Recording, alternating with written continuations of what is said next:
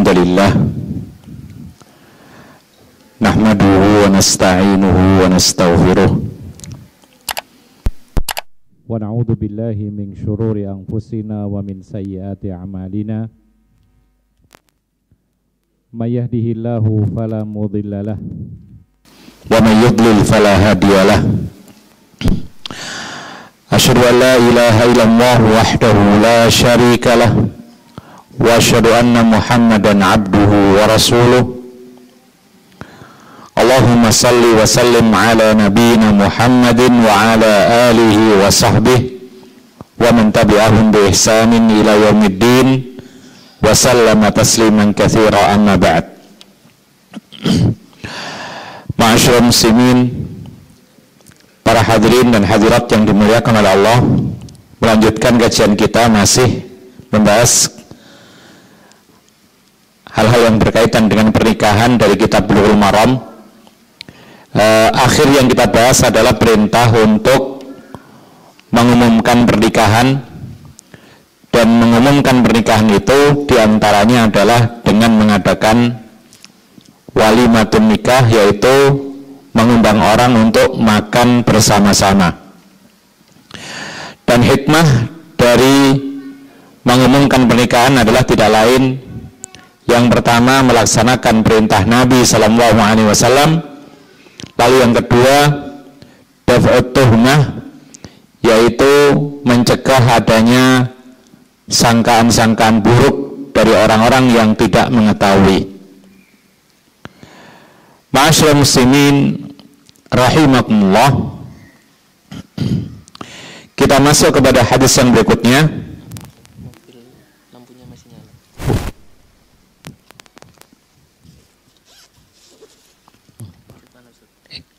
Dipencet, ini bukanya, ini buka, nanti biasa, seperti biasa.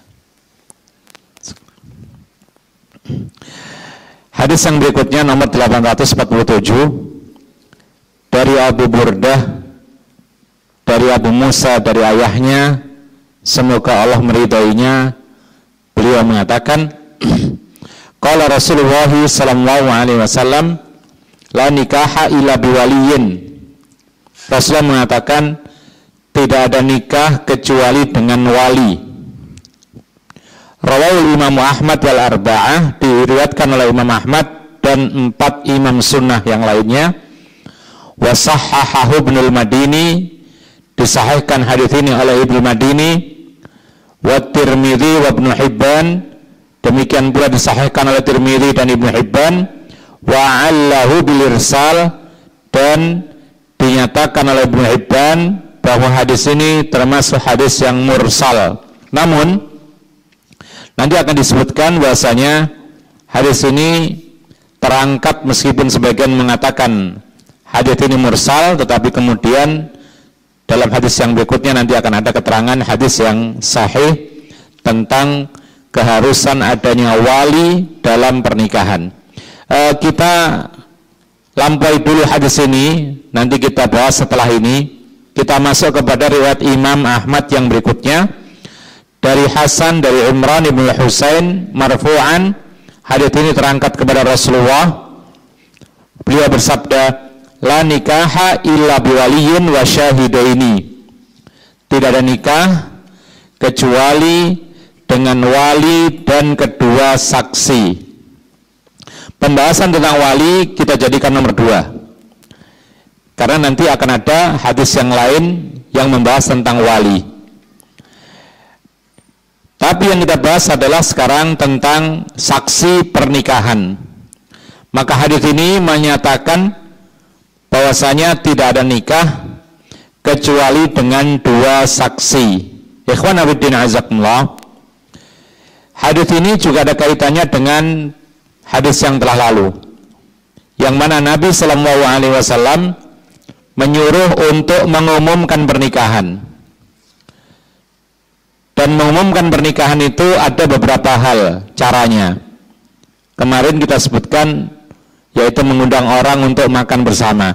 Lalu di sini termasuk mengumumkan pernikahan yang hukumnya wajib, bahkan menurut mayoritas para ulama itu adalah syarat sahnya nikah, yaitu adalah mendatangkan minimal 2 saksi.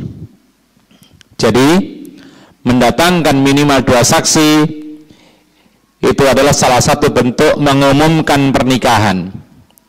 Jadi tidak menikah antara wali dengan laki-laki yang dinikahkan kemudian sembunyi-sembunyi, tidak, tapi dicarikan 2 saksi agar nanti 2 saksi ini bisa menyampaikan kepada masyarakat ketika ditanya orang, benar nggak orang ini nikah? Oh ya, saya sudah pernah menjadi saksinya.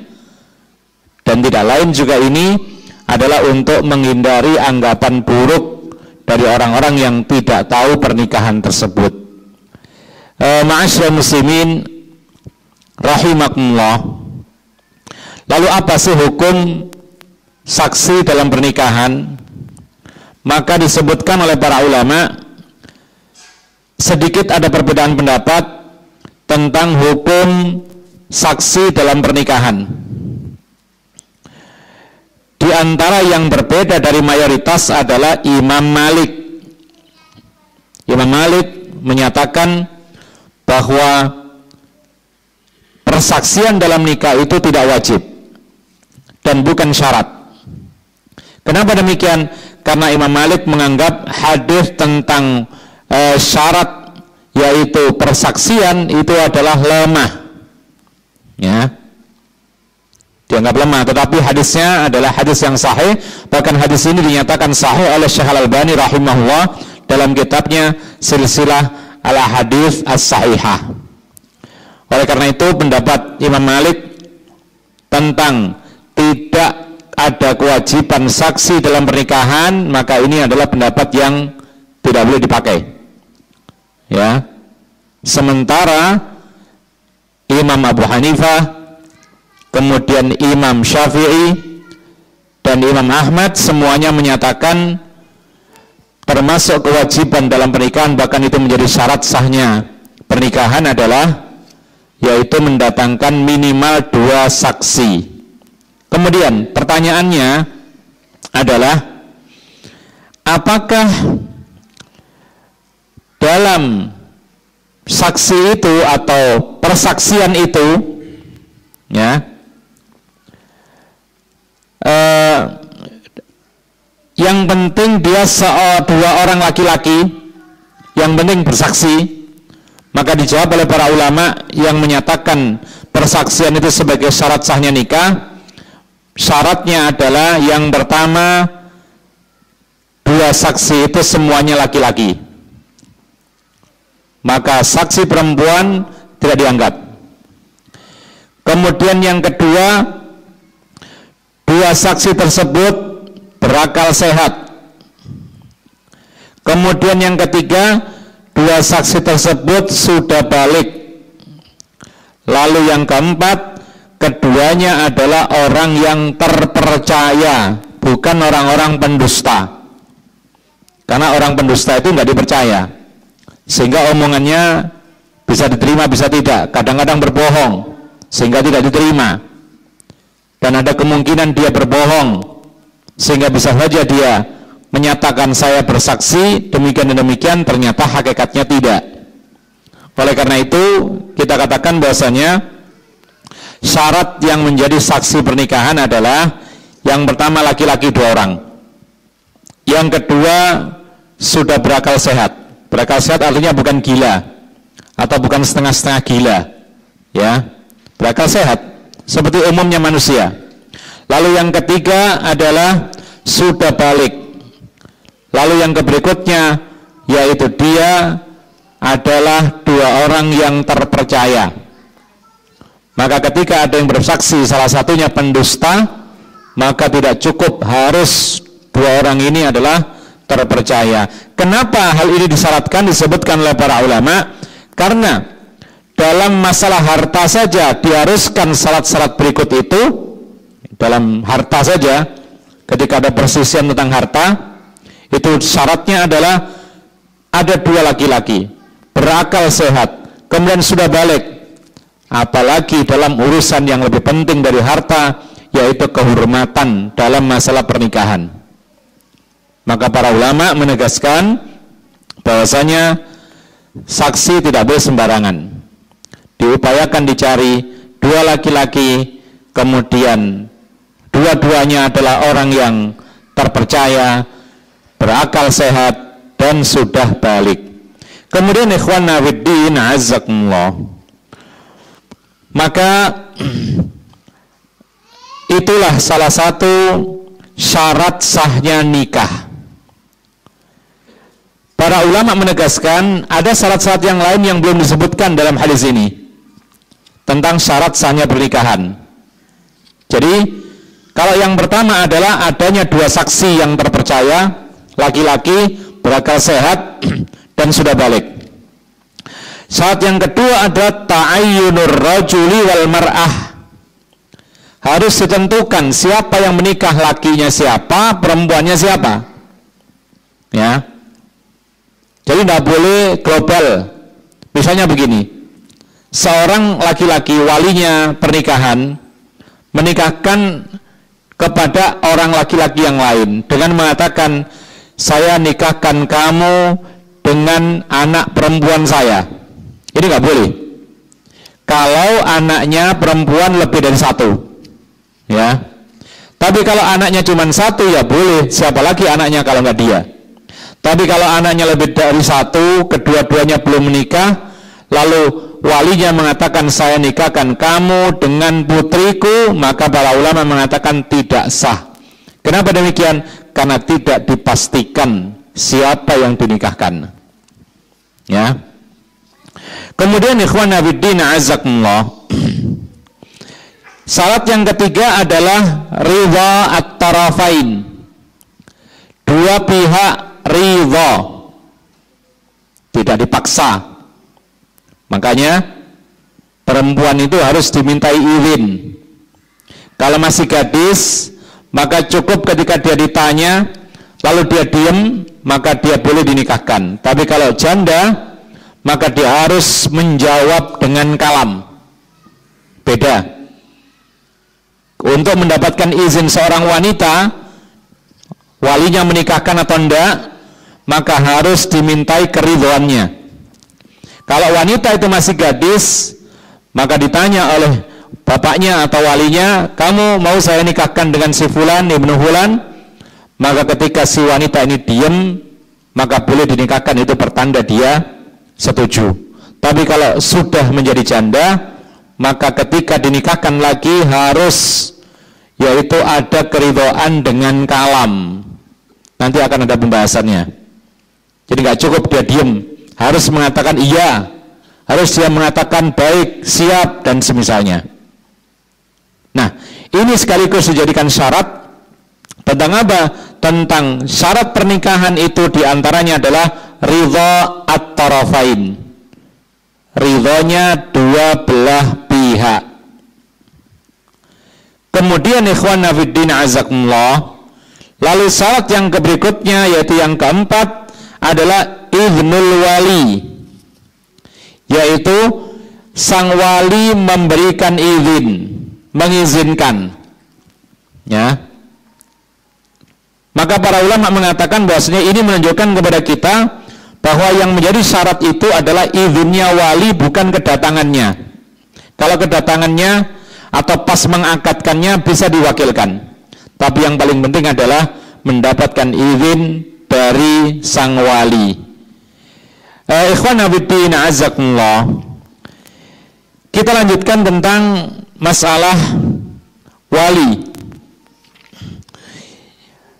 Hadis yang berikutnya dari Aisyah radhiyallahu anha, beliau mengatakan qala Rasulullah sallallahu alaihi wasallam, ayyuma imra'atin nakahat bi ghairi idni waliha fa nikahuha batil. Fa in dakhala biha falahal mahru bimastahalla min farjiha fa in istajaru fasultanu waliyyu man la waliyalah. Akhrajahul arba'atu illa an-Nasa'i wa sahhahahu Abu Awanah wa Ibnu Hibban wal Hakim. Artinya Rasulullah bersabda, wanita manapun yang menikah tanpa wali, wanita manapun yang menikah tanpa izinnya walinya, maka nikahnya batal. Dalam beberapa hadis diulang sampai 3 kali, fanikahuha batilun, fanikahuha batilun, diulang sampai 3 kali. Jadi wanita mana saja menikah tanpa mendapatkan izin walinya, maka nikahnya batal. Taib, kalau sudah terlanjur menikah tanpa meminta izin wali, ya, fa in dakhala biha falahal mahru bimastahalla min farjiha. Kalau si laki-laki terlanjur menikah tanpa izin wali, lalu dia mengumpuli wanita tersebut, maka si wanita berhak, yaitu mahar tersebut. Karena sebab apa? Sebab penghalalan, yaitu farjinya. Jadi sebagai ganti, ya. Tapi sekarang kadang-kadang bagaimana kalau ada orang yang tidak punya wali? Ada nggak wanita yang tidak punya wali? Ada.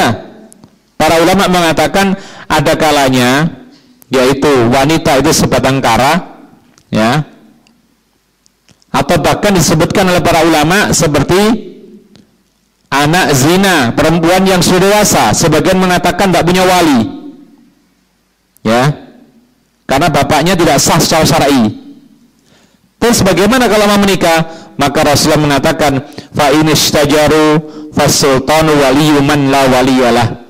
Kalau yaitu diperselisihkan perwaliannya, misalnya tidak ada walinya, atau masih dicari walinya nggak ketemu, atau masih berbeda pendapat, mungkin fulan atau yang lain nggak ketemu, ini sudah harus menikah, maka penguasa atau pemimpinlah yang menjadi wali setiap orang yang tidak punya wali.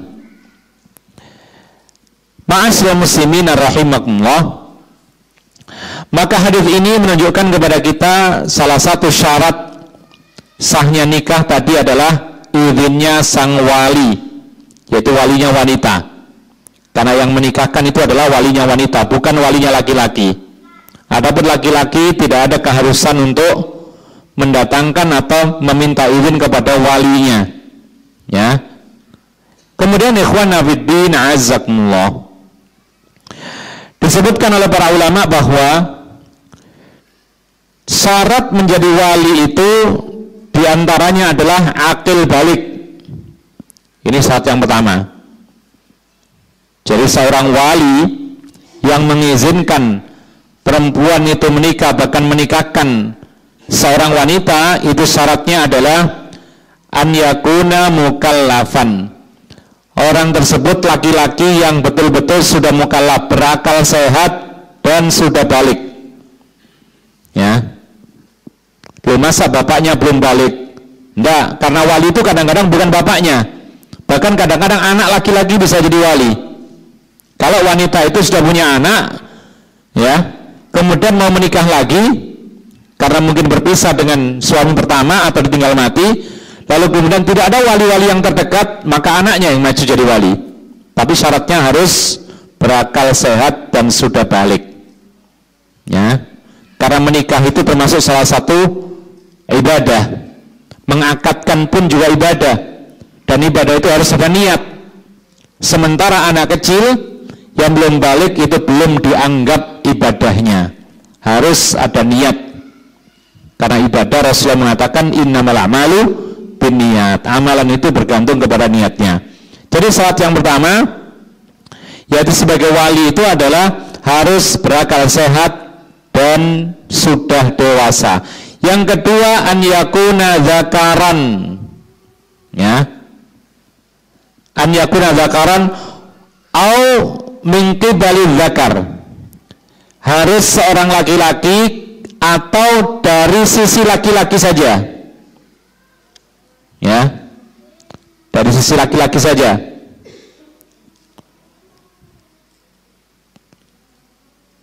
Kenapa demikian? Karena disebutkan oleh Allah Subhanahu wa taala dan Rasulnya, wali itu adalah kalimat-kalimatnya mudzakkar, laki-laki. Rasulullah menyebutkan wali laki-laki, dan setiap pernikahan yang terjadi pada zaman Rasulullah itu walinya adalah laki-laki. Kemudian yang ketiga, syaratnya harus, yaitu wali itu adalah orang yang paham tentang pernikahan. Ya, tentang pernikahan harus paham. Kalau nggak paham, belajar dulu. Ya, jadi kalau misalkan nggak bisa mengakadkannya, ya belajar dulu bagaimana cara memberikan akad, bagaimana cara ijab, mengucapkan kalimat menikah. Apakah harus dengan bahasa Arab? Apakah boleh dengan bahasa Indonesia? Harus ngerti. Ya. Dan pendapat yang kuat untuk ijab dan qabul itu bebas bahasanya, tidak harus bahasa Arab. Yang penting ada kalimat yang maknanya adalah saya nikahkan, ya. Kemudian si laki-lakinya ada kalimat saya menerima atau yang semisal. Buktinya apa? Buktinya ketika Rasulullah SAW ketika menikahkan seorang laki-laki yang sangat miskin dengan wanita yang menghibahkan dirinya kepada Nabi, lalu Nabi tidak berkenan untuk menikahinya, maka Rasulullah menikahkan dengan laki-laki miskin itu dengan mengatakan malaktuka ha'iyah, aku kuasakan kamu terhadap dia. Ini juga bisa bermakna pernikahan. Oleh karena itu diterjemahkan boleh bahasa Indonesia, ya, dengan perkataan, meskipun tidak harus dengan mengatakan angkahtuka wa zawwajtuka, ya, ibnati fulana bimahri kada wa kada halan. Ini bahasa Arab semua. Ketika diganti dengan bahasa Indonesia, maka itu jelas diperbolehkan. Sebagian memang ada yang fanatik, ya, tidak boleh terjemahkan sehingga orang nggak ngerti apa artinya. Bahkan kadang terlalu berlebihan. Sebagian orang itu tidak boleh memutus sama sekali kalimat dari pertama sampai akhir. Angkahtuka wa zawwajtuka ibnati fulana, ya, bimahri kada wa kada halan. Tidak boleh putus. Jadi kalau putus batal. Ini berlebihan, ya. Apalagi sampai diam sejenak mikir begitu, tidak boleh kata mereka. Padahal ini tidak termasuk memutuskan kalam, maka ini tidak membatalkan akad nikah. Kemudian ikhwana fiddin azakumullah, wali itu adalah orang yang terdekat terhadap wanita dari kalangan laki-laki, dari jalur laki-laki. Sekali lagi, wali pernikahan itu adalah orang terdekat dari wanita itu dan dia adalah dari jalur laki-laki saja. Makanya para ulama merincikan siapa mereka yang paling dekat dari seorang wanita, tidak lain adalah ayahnya sendiri. Maksudnya ayah di sini ayah yang sah, ya. Kalau misalkan anak hasil zina, maka ayahnya ini tidak dianggap sebagai ayahnya dan tidak bisa dinasabkan kepada dia, maka tidak bisa menikahkan. Walinya hakim nanti. Kemudian ikhwan fiddin azakumullah, para ulama juga mengatakan ayah, kakek dan ke atasnya ini hukumnya sama. Jadi kalau ayah nggak ada tapi kakeknya, atau misalnya ayahnya ada kakeknya menikahkan, boleh, karena ini satu jalur. Kalau tidak ada ayah ke atas, ya, maka anak itu lebih dekat daripada seorang wanita. Dan ini berlaku ketika wanita ini mau menikah dan dia sudah punya anak, mungkin janda, mungkin ditinggal mati oleh suaminya, lalu mau menikah lagi, bapaknya meninggal dunia, kakeknya meninggal dunia, ada anak laki-laki, maka anak laki-laki berhak menikahkan tersebut. Tapi dengan syarat tadi, sudah balik, berakal sehat, dan seterusnya. Kemudian para ulama juga mengatakan anak dan yang turun ke bawah, cucunya, di bawahnya lagi, ini sama, satu tingkatan. Lalu ketika tidak ada ayah ke atas, anak ke bawah, maka yang dekat adalah akhuha asyaqiq, saudara laki-laki kandung, sebapak seibu. Ya, jadi kalau misalkan ada seorang wanita janda mau menikah, di situ ada anak laki-laki, ada saudara laki-laki. Mana yang lebih berhak? Anak laki-laki kalau dewasa. Tapi kalau anak laki-laki nggak ada, yang ada saudara, maka saudara yang menjadi wali pernikahan wanita tersebut. Kemudian kalau tidak ada saudara, maka tidak ada saudara sekandung, maka boleh menikahkan yaitu saudara seayah dari saudara laki-laki, saudara laki-laki yang seayah kalau memang tidak ada yang sekandung. Kemudian baru ketika tidak ada semua, baru beralih kepada pamannya. Jadi paman ini derajatnya nomor berapa itu? Ayah, kemudian anak, kemudian saudara, saudara sekandung dengan saudara sebapak dalam satu, kemudian baru paman, paman laki-laki, ya. Jadi saudara laki-laki dari sang ayah. Ma'asyiral muslimin rahimakumullah, ada suatu permasalahan, yaitu ketika kita mengetahui bahwa yang paling berhak menikahkan adalah laki-laki terdekat, ayah, baru kemudian anak, baru kemudian saudara, baru paman. Ini urutannya. Jadi tidak boleh dilampaui. Ada ayah yang menikahkan langsung misalnya paman, tidak boleh. Ada ayah lalu yang menikahkan langsung saudaranya, tidak boleh. Kecuali kalau mewakili sang ayah, boleh.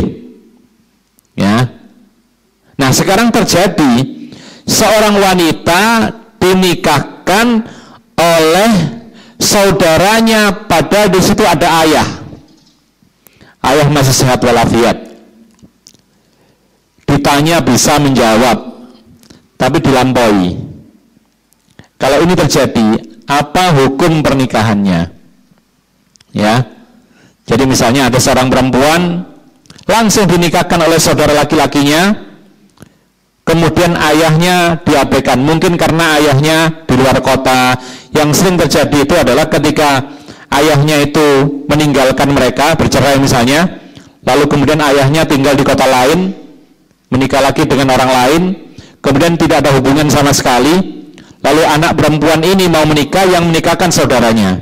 Itu terjadi tanpa memberitahu ayahnya yang asli, tanpa meminta izin kepada ayahnya. Maka para ulama mengatakan jelas ini haram hukumnya. Tapi kalau terjadi betulan, sah atau batal pernikahannya? Maka di sini ada 3 pendapat. Pendapat yang pertama, batal pernikahannya. Kenapa demikian? Karena nikah ini kena dalam hadis, wanita mana saja menikah tanpa izin walinya, walinya tentu saja dia ayahnya yang paling dekat, maka nikahnya batal. Ya. Pendapat yang kedua mengatakan sah pernikahannya. Kenapa? Karena ya saudaranya juga wali, maka dia yang menikahkan juga walinya. Hanya saja apa? Hanya saja dilampaui. Jadi dia berdosa melampaui ayah, tapi menikahnya sah. Ini pendapat yang kedua. Dan pendapat yang ketiga, yaitu pendapat yang pertengahan, yaitu mereka mengatakan ini bergantung kepada ayahnya ketika tahu ridho atau tidak. Ketika ayahnya tahu lalu ridho, maka disahkan. Tapi ketika ayahnya tahu kemudian tidak ridho, tidak mengizinkan, maka berarti batal. Karena Rasulullah pernah mengatakan, yaitu wanita manapun menikah tanpa izin walinya, wali yang paling berhak adalah ayahnya di sini, maka dilewati, berarti kemudian kembali kepada ayahnya, ditanyakan kepada ayahnya, wahai ayah, anakmu perempuan sudah terlanjur dinikahkan oleh saudaranya, gimana ini? Oh ya sudah, tidak masalah, maka sah. Atau dia mengatakan, oh tidak bisa, saya yang berhak menikahkan, itu anak-anak saya, berarti batal. Ya, ma'asyiral muslimin rahimakumullah. Kemudian disebutkan oleh para ulama tentang yaitu hukum wali dalam pernikahan. Hukumnya wali dalam pernikahan. Ya. Maka mayoritas para ulama mengatakan izinnya wali itu termasuk syarat sahnya nikah. Ya. Izinnya wali itu syarat sahnya nikah. Imam Malik, Imam Syafi'i, dan Imam Ahmad semuanya sepakat bahwasanya izinnya wali termasuk syarat sahnya nikah. Sementara Imam Abu Hanifah yaitu Imam Hanafi, ya, dinukil pendapat dari beliau bahwasanya izinnya wali itu bukan syarat, ya. Jadi Imam Hanafi dikatakan bahwa beliau ini berbeda dengan 3 imam yang lain. Beliau menggunakan analogi, kias. Apa kiasnya? Wanita itu berhak menikah meskipun tanpa wali, ya. Dianalogikan ketika wanita itu berdagang atau menjual harta yang ia miliki. Misal ada perempuan dewasa cukup kaya, lalu dia ingin menjual rumahnya, apakah harus ada wali? Tidak. Maka dibawa ke sini oleh Imam Abu Hanifah. Berarti kalau menikah sama dengan menjual dirinya kepada seorang laki-laki, dianalogikan begitu. Ketika jual rumah saja yang harganya ratusan juta tidak perlu wali, apalagi ketika menikah yang hanya dengan mahar sekian-sekian, maka tidak harus dengan wali. Gimana menurut antum pendapat ini? Kuat gak? Atau pendapat ini sangat lemah? Hah? Masuk nggak ini kiasnya, analoginya? Jadi wanita itu kalau punya rumah, menjual rumahnya pribadi, tidak harus izin wali. Ini betul. Lalu dia mengatakan, berarti kalau dia menikah, seperti menjual barangnya dia sendiri, maka tidak harus pakai wali. Secara kaidah kias, ini terpenuhi syaratnya. Tetapi para ulama mengatakan, ada syarat kias yang paling pokok, ya, yang tidak terpenuhi dalam masalah ini. Apa itu? Kias atau analogi itu tidak boleh bertabrakan dengan wahyu, tidak boleh bertabrakan dengan dalil. Sementara analogi yang dibangun oleh Abu Hanifah itu tabrakan dengan dalil. Apa itu? La nikaha illa biwali, tidak ada nikah kecuali dengan wali. Siapapun wanita yang menikah tanpa izin wali, maka nikahnya batal. Ini dalil. Kalau sudah ada dalil, maka analogi kias harus dibuang, ya. Sebagaimana kata para ulama, idza waradat dalilu batalal qiyas. Kalau ada dalil, maka analogi nggak berguna, nggak dipakai meskipun terpenuhi syaratnya. Tapi ada syarat yang paling penting yang nggak terpenuhi ketika sudah ada nas, yaitu apa? Dia itu menabrak nas, ya. Jadi kias itu ada 2, ikhwan. Kias itu, analogi itu kadang sahih, kadang batil. Contoh kias atau analogi yang batil, kiasnya Abu Hanifah dalam masalah pernikahan tanpa wali, seperti wanita berdagang tanpa wali, ya. Ini contoh kias yang batil. Contoh kias analogi yang benar, hukum haram pada narkoba, ya, dikiaskan kepada keharaman apa? Khamar. Karena apa? Karena semua syaratnya terpenuhi, ya. Dia ini minuman keras, memabukkan, menghilangkan akal dan lain sebagainya, berbahaya, macam-macam, ya, membuat candu dan seterusnya. Maka keharaman narkoba itu memang tidak ada dalam Al-Quran, tidak ada dalam sunnah Rasul, tapi pakai analogi yang benar, dikiaskan, dianalogikan kepada keharaman khamr. Kemudian ikhwana fiddin azakumullah, syarat yang berikutnya yang disebutkan oleh para ulama, seorang wali yang menikahkan ya, yang menikahkan itu tidak boleh ada penghalang. Apa penghalang contohnya? Ikhtilafuddin, berbeda agama, tidak menjadi wali, jatuh ke tangan wali yang lebih rendah. Misalnya ayahnya kafir, maka walinya jatuh kepada tangan anak atau saudara atau paman, ya. Lalu yang berikutnya contohnya lagi, yaitu wali tidak boleh sedang ihram. Wali yang menikahkan perempuan itu tidak boleh sedang ihram, tak boleh. Kenapa demikian? Karena orang yang sedang ihram itu ketika haji atau umrah itu loh, ketika belum tahallul, itu tidak boleh menikah, tidak boleh mengkhitbah, tidak boleh menikahkan. Rasulullah mengatakan, la yunkihil muhrimu wala yunkahu wala yakhtib. Orang yang ihram tidak boleh dinikahkan, tidak boleh menikahkan, tidak boleh dinikahkan, dan tidak boleh meminang. Ya, tidak boleh. Jadi kalau kita sedang ihram, ya, kita berangkat pergi umrah atau haji misalnya, di tengah haji kemudian ketemu pasangan, ya, lalu kemudian walinya langsung disuruh menikahkan di Mekah sana. Jawabannya nggak boleh kalau sedang ihram walinya itu. Tapi kalau sudah selesai tahallul, maka ini dibolehkan, ya. Jadi saudara kita yang kita mendengar bahwa dia menikah di Masjidil Haram ketika umrah, itu sudah selesai umrahnya, ya. Bukan berarti dia sedang umrah kemudian nikah di sana, tidak. Tapi apa? Tapi dia telah menyelesaikan umrahnya. Kemantennya harus tahallul dari umrahnya, yang menikahkan pun juga harus sudah selesai umrahnya, baru boleh. Kan ada itu yang menikah di Masjidil Haram. Tapi apakah ada keutamaan menikah di Masjidil Haram? Jawabannya tidak ada sama sekali.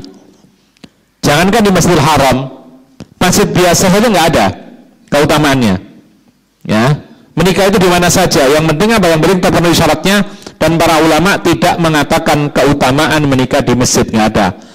Baik masjid biasa maupun Masjidil Haram, Masjid Nabawi dan seterusnya. Yang ada keutamaannya itu sholat di sana.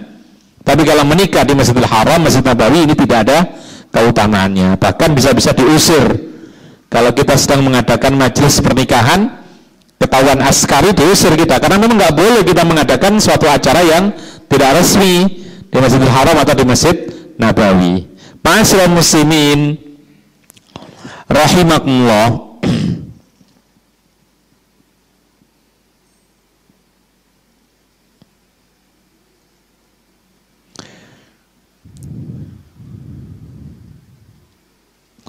Hadis ini juga menunjukkan kepada kita bahwasanya seorang wanita yang terlanjur menikah, ya, dengan tanpa izin wali, maka nikahnya batal.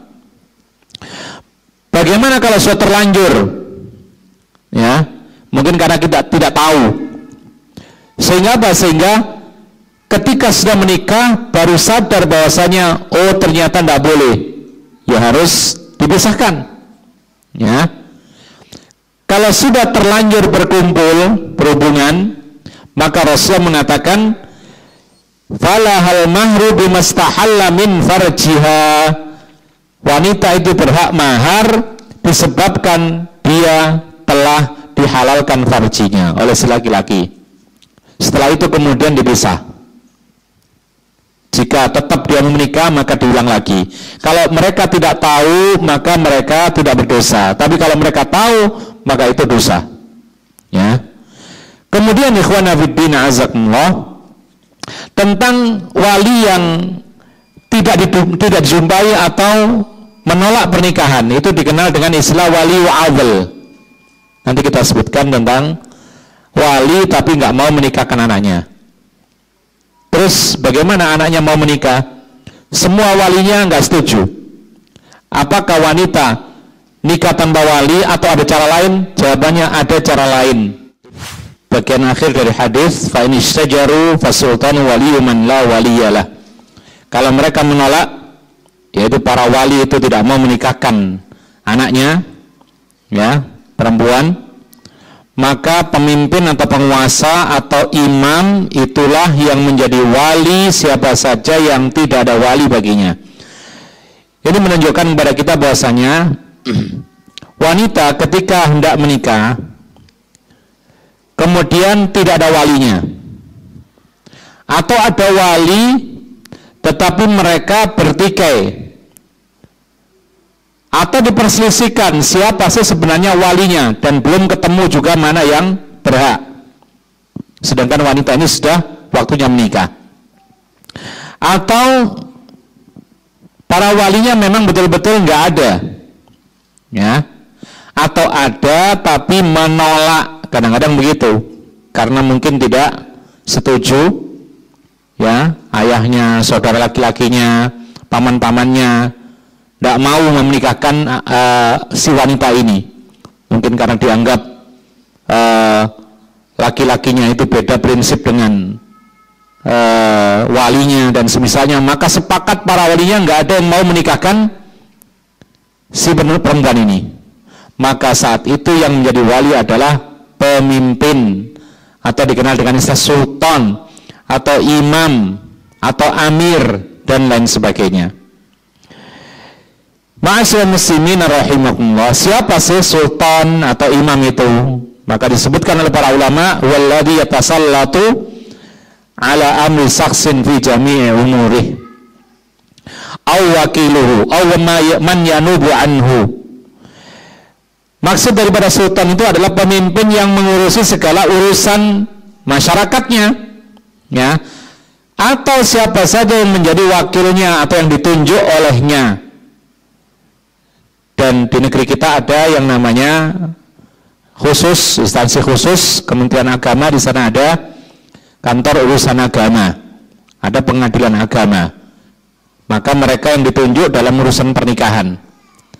Jika seorang wanita di negeri kita mau menikah lalu tidak ada walinya, maka datang ke kantor urusan agama, menyampaikan permasalahannya, lalu kemudian mereka yaitu bertanya-tanya dan meneliti, kemudian ketika dipastikan tidak ada wali, maka mereka siap menikahkan wanita tersebut.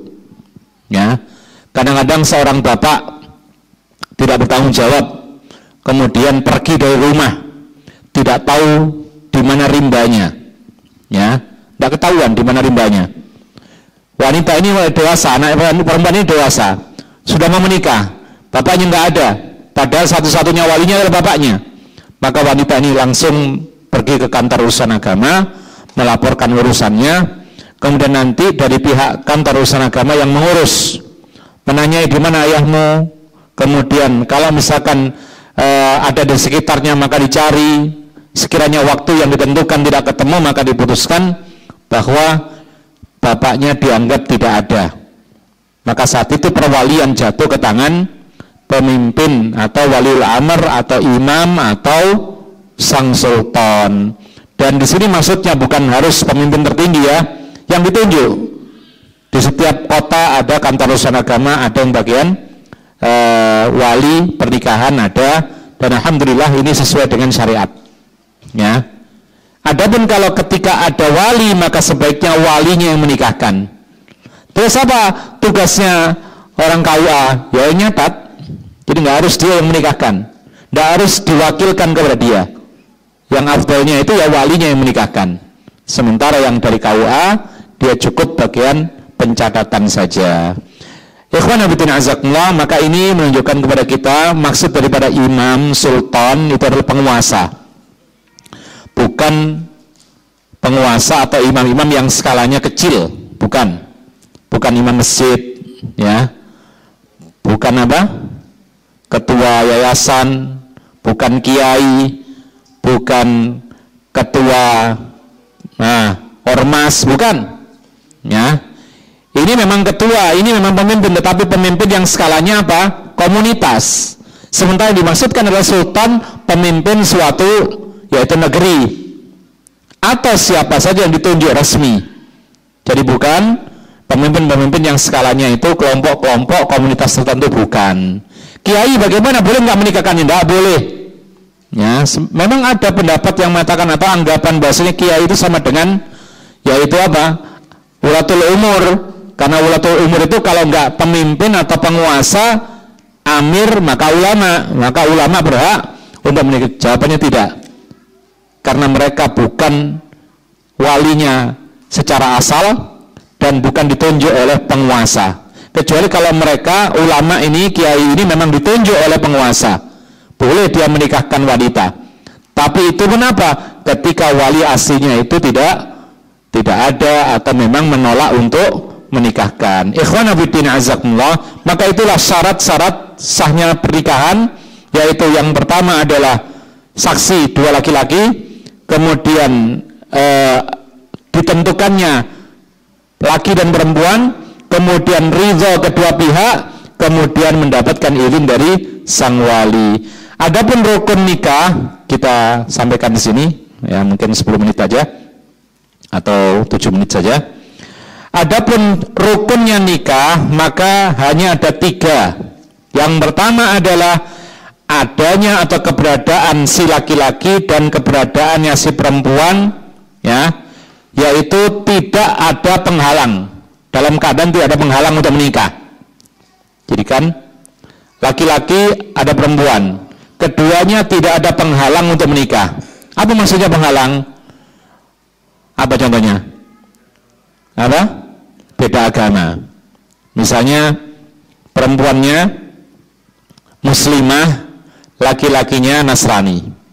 Perempuan muslimah, laki-lakinya Yahudi. Apalagi Buddha. Ya. Afan, kebalik ya. Baik, betul. Jadi perempuannya muslimah, laki-lakinya bukan Islam. Ya. Atau sebaliknya, laki-laki muslim, perempuannya bukan muslim, kecuali apabila perempuan itu adalah dari kalangan ahli kitab, ini sekedar boleh, bukan sunnah. Tapi kalau yang bagus, cari yang zatuddin, kata Rasulullah, fadfar bidzatiddin. Jadi tidak kontradiksi ya.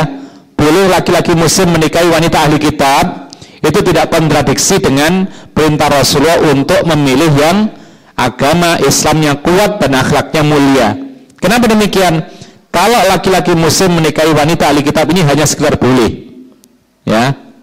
Tapi kalau suruh milih, maka pilih wanita yang bagus Islam dan akhlaknya. Kalau ini anjuran, kalau yang tadi itu sekedar boleh. Atau misalnya si laki ada penghalangnya, misalnya apa? Laki-laki tidak boleh menikah. Kapan kira-kira? Laki-laki suatu walafiat, sudah dewasa, sudah ngerti pernikahan, tapi ada penghalang nggak boleh menikah. Apa contohnya? Penghalangnya? Laki-laki sudah punya 4 istri, ya, nggak boleh menikah karena ada penghalangnya. Kalau mau menikah lagi harus satu dicerai, gitu loh. Tapi masalahnya bukan kawin cerai loh ya ini. Ini kita memberikan contoh saja. Salah satu laki-laki yang tidak boleh menikah adalah ketika dia sudah punya 4 istri. Ya, perempuan misalnya tidak boleh menikah kapan? Laki-laki perempuan ini masih saudara, ya, tidak boleh. Adik kakak misalnya, kemudian lakinya paman, perempuannya keponakan, tidak boleh, ya. Atau misalnya saudara persusuan, ya, sama-sama menyusu kepada si ibu satu misalnya, meskipun bukan kerabat, ini ada penghalangnya. Ya. Kemudian ikhwan fiddin azzakumullah, atau ketika sedang ihram seperti tadi, wali tadi. Jadi ketika sedang ihram, ini adalah penghalang untuk menikah. Atau si wanita sedang dalam keadaan menjalani masa iddah, baik ditinggal mati oleh suaminya atau diceraikan oleh suaminya, maka dia belum boleh menikah kecuali selesai masa iddah. Misal, wanita ditinggal mati suaminya, harus menunggu berapa lama untuk boleh menikah lagi? Hah? Lihat dulu hamil nggak? Kalau hamil, menunggunya sampai melahirkan. Sebentar atau lama, pokoknya melahirkan. Pada zaman Rasulullah ada wanita ditinggal mati oleh suaminya, besok melahirkan. Maka Rasulullah mengizinkan untuk menikah. Karena iddahnya wanita hamil adalah melahirkan. Panjang atau pendek terserah. Tapi kalau dia tidak hamil, ya, misalnya dia ditinggal mati oleh suaminya tidak hamil, maka Allah menentukan 4 bulan 10 hari. Kalau wanita dicerai suaminya, maka masa iddahnya adalah 3 kali masa suci. Paham? Baik. Kemudian yang kedua ijab. Yang kedua adalah ijab. Apa ijab itu? Yaitu perkataan dari wali menikahkan sang laki-laki dengan putrinya. Yang ketiga ada qabul, yaitu perkataan menerima dari laki-laki ketika dinikahkan oleh sang wali. Adapun mahar, maka itu bukan rukun dan bukan syarat, tapi mahar itu adalah kewajiban. Jadi beda dikit. Jadi mahar itu hukumnya di bawahnya rukun, di bawahnya syarat. Apa artinya? Andaikan seorang laki-laki menikahi wanita tidak menyebutkan mahar, sah nggak nikahnya? Sah. Hanya saja dia wajib membayar mahal yang biasa dibayarkan kepada wanita semacam ini. Ditanyakan, kakak-kakaknya berapa maharnya? Ya, adik-adiknya kemarin berapa? Oh, sekian juta. Ya sudah itu. Meskipun tidak disebutkan. Oleh karena itu, dalam menikah pun juga boleh mahar itu tidak kontan. Ya, hutang misalnya sebulan boleh kalau mau ya, tapi kalau nggak mau ya sudah kan gitu. Baik, ini yang bisa kita sampaikan tentang yaitu dua hal, yaitu masalah izinnya wali dan saksi dalam pernikahan. Baik, ada yang perlu ditanyakan? Kalau ada silakan. Yeah.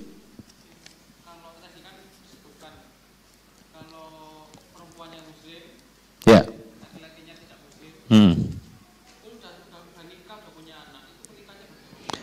Perempuannya muslimah.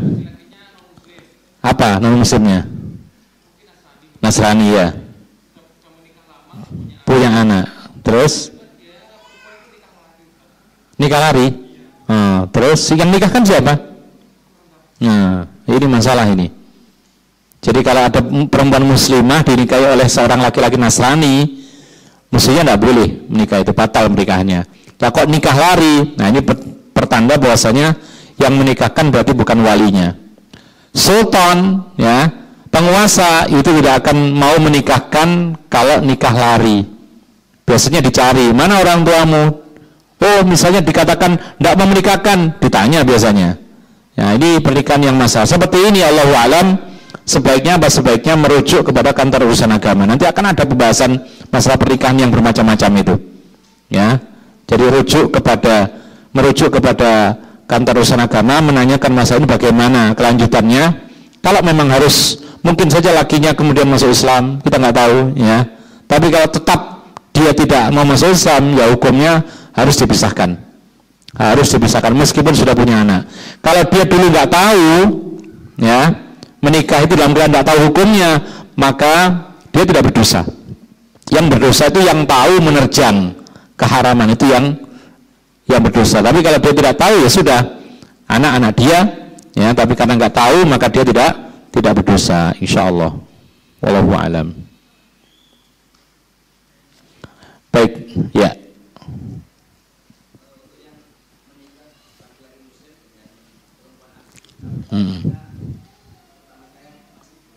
Ya. Yang seperti apa maksudnya? Ahlul kitab. Baik. Memang ada pengecualian dalam Islam. Allah mengatakan dalam Al-Quran, wa ta'amul ladzina utul kitaba halal lakum wa ta'amukum halal lahum wal muhsanatu minal ladzina utul kitaba min qablikum wal muhsan. Allah SWT mengatakan dalam Al-Quran, ya, sembelian orang ahli kitab halal buat orang Islam. Wanita ahli kitab itu halal buat orang Islam. Hanya ini pengecualiannya. Ada pun dibalik nggak boleh. Atau misalnya wanitanya bukan ahli kitab, tapi Hindu, Buddha, Konghucu, nggak boleh juga. Jadi hanya boleh perbedaan agama itu laki-lakinya Muslim, perempuannya ahli kitab. Siapa ahli kitab? Yahudi dan Nasrani saja. Hanya itu saja. Ya. Jadi ahlul kitab itu maksudnya Yahudi dan Nasrani, Yahudiyah dan Nasraniyah.